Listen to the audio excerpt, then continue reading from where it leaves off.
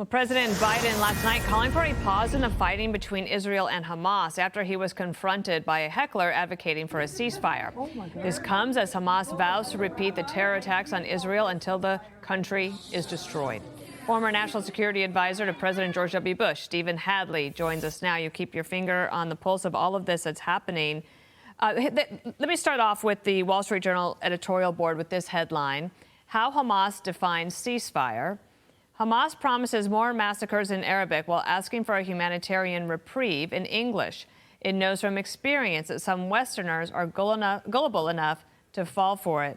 Do you think the president is asking Israel to back off right now? I don't think so. I think the president, I think, has been very smart. He's been steadfast in his support for Israel. He made that really unprecedented trip to Israel in the middle of all this crisis.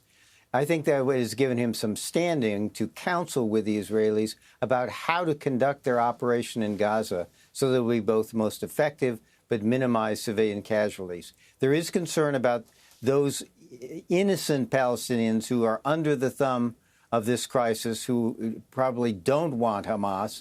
And the question is, can there be something that is done to ease the humanitarian crisis of those folks?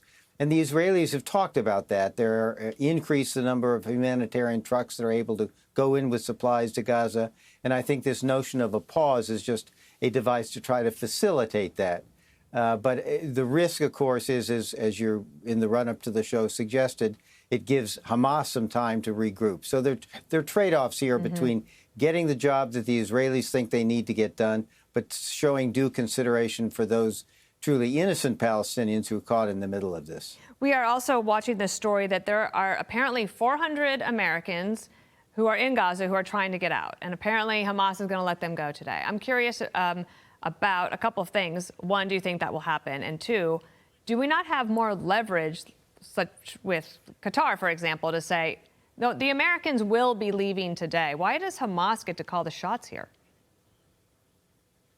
Well, unfortunately, Hamas gets to call the shots because Hamas is, at this point, in control of the situation on the ground. The real question is the Egyptians, and the Egyptians working out some arrangement with Hamas so that both sides of that exit point can be opened. The sides the Egyptians control, the side that Hamas sadly controls, so that those 400 Americans can come out. Hopefully that will happen today. It should have happened 2 weeks ago. Right. There was also this headline in the New York Times yesterday that raised some eyebrows. After years of vowing to destroy Israel, Iran faces a dilemma.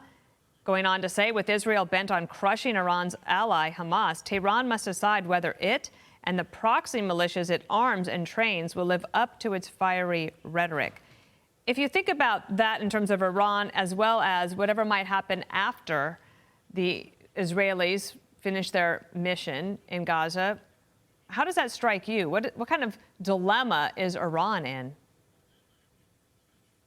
Well, the dilemma I think Iran is in is the fact that the administration has made clear that there will be consequences for Iran if it directly gets into this fight, or if it unleashes Hezbollah to attack Israel from the north out of their sanctuary in southern Lebanon.